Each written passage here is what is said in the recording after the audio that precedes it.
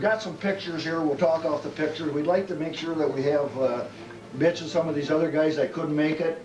There are a lot of guys, we just happen to be the local guys. There are other guys in the group that are from further away, and we need to make some mention of them. But my first question, guys, are you 49ers? Did you guys ever see a football game before you played one? I don't think I did. I don't think I did either. Well, I've been in Minnesota where it's in play, you know, Big Ten. Okay. The thing about when we started, and if these guys remember, Bill come in and announced they're going to play six-man football, and he had a book of six-man football. Okay. I said, I want you to each one take it home and read it, and when you come back, I want you to figure out plays, because you can, and that's how it got started. You bring, and that's why we got so enthused, because everybody was writing out plays and stuff. The ones that worked, we kept, and the ones that didn't work were thrown away, and that's exactly the words he gave us. That's right. And we went out there, and that's what we practiced with that. Yeah, amazing, huh? Yeah, that's exactly how it got started. We couldn't afford jerseys. We just had plain white sweatshirts, and we painted numbers on them that first year. Yeah. Didn't we? We didn't have uniforms. Yeah. You guys play, you play some local teams, but you also play some teams from outside of the area. Apparently some of these teams had played football prior to that. Oh, yeah. Oh, Yeah, and some of them were pretty good. Yeah, see, they started, I think we started with, I can't remember if it was Langford or who it was. We started out over there in that area and worked them over, and of course, and it was so funny because Bill had so many tricks, even with 6 men on the field. Half the time the people on the sidelines couldn't find the ball. And I'm not kidding. Because I remember when Willie Hollister was a center, and they had that pass the ball back to Neil Kane, who was the quarterback. Okay. And Neil would pass it, hand it to Willie, and he'd take off down the field. They never did find the ball. He was 20 yards down the field. And you know he couldn't run very fast, so he knew it was a good play. You know? And it is fooled the heck out of me. People couldn't find the ball half the time, you know. No, well, didn't they have a rule you had to handle the ball twice behind the line? If you passed it, You had to have Yeah. room. You had to shuffle it back so there was a space between it. Then you could have the play, legal play.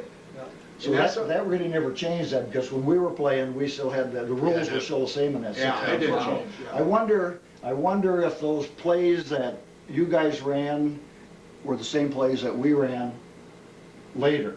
Well, the good ones I think you kept. All the good ones I'm sure you kept. I think we had, what, just 8? We had 10 plays. 10 plays. Yep. 10 plays is all One we was had. left, 2 was right, Yeah. 3 was around the end, 4 was around this The other end, end. 5 was a reverse or something, and or 5 was a pass that to was the that left Sioux City end. Sioux. Yeah, We that's called the it thing. Sioux City Sioux. Yeah, Sioux City Yeah, Sioux. there was And- the fake reverse of that. Yeah, they can- One time, and Lyle told me about it, he ran over to the side for a side pass, and the opposing coach was standing right there, and he tried to push Lyle all the way, so he wanted to see what the play was. You know, the play that Lyle was already involved in. That was that old sleeper play. Sleeper play. But their opposing coach wanted him to move so he could see what's going on. Bill taught us on that one, Gus, remember? You'd run across field, I'm in for Gus, I'm in for Gus, I'm in for Gus. You'd run across field, stand out of bounds, and Gus would go stand in front of Bill Welch, and somebody throw Gus the vet football.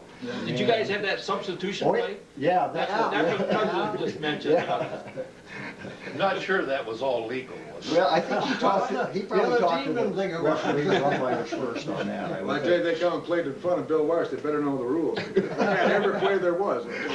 I'm telling you. Now, I know when we were playing later, we always had that Armistice Day game. Yeah. And here's a Montrose honker game, and that was the last game of the season. And They were tough. they were tough. Montrose had a good record going into that. They had a 220-pound fullback that was about this high, and you tried to knock him down, oh, buckets were too tough. But he was about a nicer guy. After the game, we had more fun talking to those guys, just as friendly as could be. The thing that's hard for me to understand, now I'm still involved in coaching a little bit, but I look at some of these scores, 72-0, 67-0. Do you guys stay friends with those other teams? Or were you, huh? Oh, yeah. What happened? No. Yeah, I think one of those years on that Labor Day game, we would use a coal dust to mark out the... Snowed that night. You're just kidding me, is that right? Yeah, the whole field was white, and then he got some. Remember that? He got some coal dust and marked out the lines. Yeah, And he put up that blocking dummy out there with about 200 pounds of sawdust. sawdust to try to knock her on, about to knock her over backwards every time you run into her. And that's what he wanted you to do, learn how to block, cross-body block. And Yeah, that's what we We did. did a lot of that when we were Oh. playing, didn't we? Did cross-body block tackle. Well, you can really knock a guy over easy Yeah. with that block Yeah. too. And Yeah. you can get up a lot quicker that Yeah. way too. Mickey was good at that. Hit and roll and. Oh, yeah. Mick was a good, Mick was a tough boy. yeah. Uh-huh. Boy, the guy I remember tough was Pat Vickers. Pat. See, I never saw him. I felt sorry for some of them kids he hit. Yeah. Oh, you know, he had a pair of legs on him. He was really put together, boy. Right. Donnie Gibbs would hit some kids pretty hard too, I tell you. He was fast and furious. We played Selby, remember? Remember you? Yeah. You got one guy, you crawled him. And was he crying forward through that? I think I hit him from behind going full tilt. He got up, the tears were pouring down his cheek, and Okay, then, that was the first year, okay. During the second year, it was Hecla, Barnard, Wilmot, Webster, and then Hecla, then Browns Valley, Yeah, which Browns looked like a Valley. good football game. Yeah. It was 65-42. That's a pretty good six-man football they game. had that big center, you know, that was coach out of the University of Minnesota's Oh, was nephew. that- He was the nephew. Was that right? Yeah, and he was a huge, big guy, but after a while, after getting hit him so many times, he didn't want to even get involved in the whole plays in there. He was probably 20 years old too. They had a couple 20-year-olds. Well, he had two brothers down there. Yeah, they Yeah. were, yeah. They were good athletes, too. And then it goes to Selby, 68-14, and then you played Faith at 77-30. Now, that's starting to get at the end of the season. You Yeah, must it was have- the last They must one. have been pretty tough. Well, that was build the perfect offense against the perfect defense. Because Selby hadn't been scored upon, I don't think. The first play, you run for a touchdown. 17 seconds we had it done. Yeah, I think it was. And it was all over with. Just took the stuff right out of him. Wow. And then you played Langford, but the last game of the year was Hankins and North Dakota. and Yeah, you see, guys- they're undefeated when they come into the playoffs, too. Yeah. Yeah.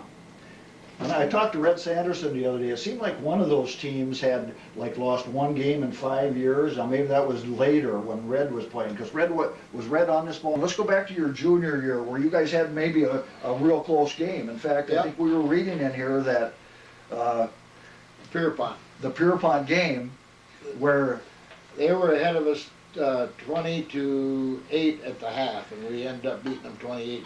okay, and that was at their homecoming apparently over Yeah, at Pierpont. At huh? Pierpont. And according to the write-up, as we read there, Howler, and he was the one that was playing the good defense, and I forget who the other was. I think Merle Holler scored 2 touchdowns and I did. Okay, okay, wow. Each year, Coach Welch always, as I remember, had an Armistice Day game where he tried to Yeah. bring one of the toughest teams from the area. Yeah. What were some of the teams you remember that you guys played? Browns Valley, Okay, Linton, North Dakota. okay. Was Linton a team that had the great record? Yep. And how did that go? They hadn't been lost like one game in 5 years, and They lost once in 5 years. what'd you guys do to them? We beat them 72-0.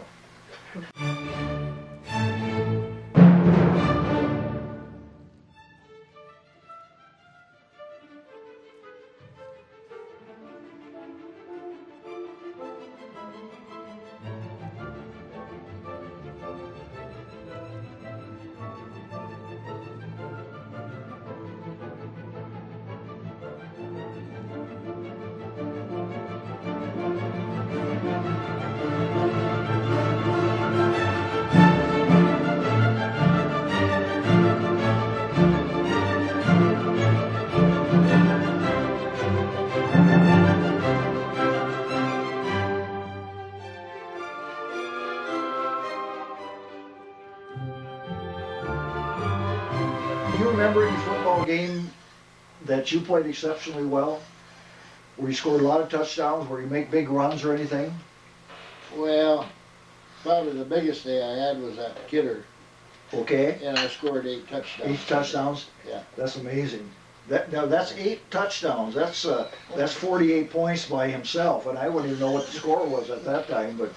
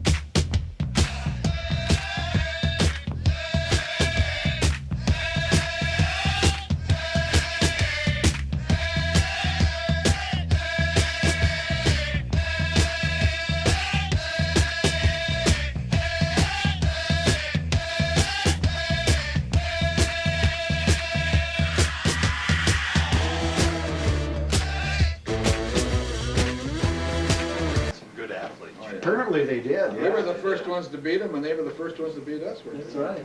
Did you guys have that fake line plunge? Can you remember that play where you'd flip it back to the fullback and he'd go in and he'd push the ball out like that, go in head first, then Yeah, I guess that's the right. quarterback, then he'd pitch it to somebody coming around in and go around in with it. There were so damn many plays. It was a fake Yeah. line. They're so unorthodox plays that they couldn't figure them out, is what happened. You know, on this team now, see, Browns Valley was supposed to be the best team in Minnesota. Yeah. They're And undefeated. Hankinson was supposed to be the best team in North Dakota, and we claimed the Beat best them team in both. South Dakota. So we played that, and we claimed a three-state mythical champion. Yeah, I guess so. year. That was one of Bill's titles. That was one of the titles. Bill would come up with lots of titles, Yeah, wouldn't it? Every time that Faith come to play us too, they were undefeated, wasn't they? I mean, they They were, were the usually Fake very tough. was tough out there. times that we played them, they were undefeated when they come here, and they usually got beat bad. Yeah. Well, you know, Selby, when we played Selby too, they thought they were gonna whip us, but God, we ran through them like water through it. You made some comment a while ago about Faith coming over East River. What was the comment? I didn't hear all of that, did you? Well, the coach told Bill Walsh, he said, if you got good record west of the river, stay west of the river. He said.